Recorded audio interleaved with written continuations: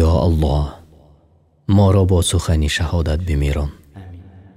عبادت های و اطاعت های ما را در راه خود با همه کمبودی هایش قبول بگردان. به درستی که تو بخشاینده گناهان هستی و بخشیدن را دوست می داری. پس گناهان ما را ببخش. از ثواب و ثمره شب قدر ما را محروم نساز. یا الله قبر ما را وسع کن و آن را روشن بکن. یا الله شهادت ما را در بهشت نگه بدار. یا الله سوال و جواب ما را در قبر آسان بکن. یا الله ما را در حالت عبادت بمیران و در آخرت همان موقع عطا بکن. یا الله ما را از ترس و ناراحتی و دهشت روز قیامت نگه دار. یا الله کتاب اعمال ما را به دست راست بده. یا الله عمل نیک ما را به دیگران نده. یا الله ما را با اهل خاندانمان در بهشت همراه بگردان. یا الله در روز قیامت گناهان ما را به دیگران آشکار نکن. یا الله گناهان ما را که به یادمان نآمدند و گناهایی که حتی آن را گناه هم نمی شماریدیم بیامرز. یا الله قلب ما را از کینه و حسد و بغض پاک بکن. یا الله بر ما توانایی بخشیدن دیگران را عطا بکن و امکانیت بخشیدن از جانب آنها را نیست. یا الله بر ما آوازی نرم عطا بکن و زبانمان را از دروغ و غیبت و رنجانیدن دیگران با سخن نگه بدار. یا الله بر ما صبر زیبا و جمیل عطا کن.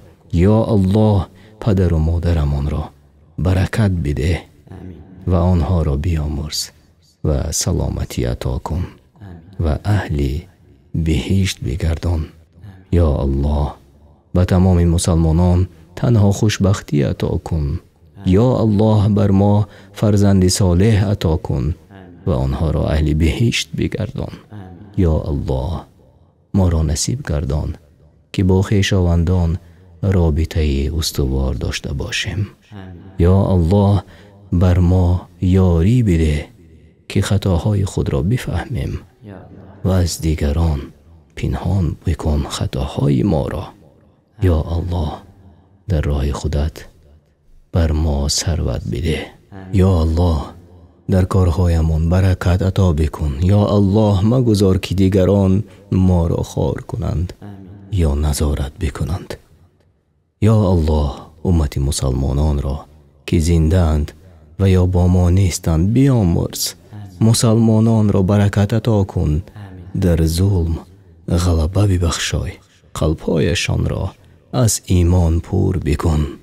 یا الله عملهای ما را در راه خود قبول بکن. یا الله می خواهیم که همراه پیامبر محبوب خود صلی الله علیه و سلم از چشمه آب کوثر بنوشیم و در بهشت همسایه باشیم. یا الله گناهان و خطاها و گمراهی های ما را بیامرز و ما را به راه راست به راه پیشینیان نیکو هدایت بکن و ما را از کفر و اهل کفار و از مکر شیطان، از فتنه دجال، از بدعت و کارهایی که از آن خوشنود نخواهی بود نگه بدار. ما را با توحید بمیران و زنده بگردان و با شهادت در لبانمان.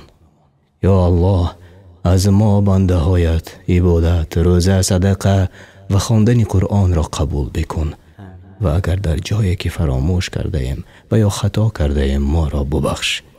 یا الله علم نیکو و نافع و پیوستن بر آن عطا کن. قرآن را بهار قلبها و سنت را راه تمام عمر ما بگردان. یا الله ما و خاندانمان را از نفاق و تنبلی، ناراضگی، حسد و کبر نگه بدار. بی عقلی و بی اعتنایی را از ما دور بکن و این چنین بی پروایی در دین را نیز از ما دور بکن. یا الله ما را تنها با نکوکاران سرجم بکن و کسانی را که زیان رسانند از ما دور بکن. یا الله خویش و تبار و دوستان ما را به راه راست هدایت بکن و ما را نیز در بهشت با هم متحد بکن. یا الله بر ما کمک کن تا قرآن را از یاد کنیم و به دیگران نیز آموزانیم تا که قرآن طبع آیله های ما باشد. یا الله یا الله بر هر مسکین، بیمار، مظلوم، گرسنه، زندانی، بنده ناامید خود یاری عطا کن و رنجش را آسان کن. اینچنین به بارگاه خدا تنها دست یاری می برداریم. دشمنان دینی اسلام خوار و ذلیل گردند، خصوصا یهودایی که مسجد الاقصی را احاطه کردند و برادران و خواهران فلسطینی ما را عذاب و شکنجه دادند. آنها را نصرت بده از دست کفار. شهیدان را شهادتشان را قبول فرما. یا الله اسیران و زندانیان، عالمان حق گوی ما از محبس ها هر چیز زودتر آزاد بگردند. یا الله حفظشان کن. یا الله امت ما را در راه حق متحد بکن و ما را از دشمنان نجات بده تا مسلمانان رشد یافته همه جانبه دانا و توانا باشند.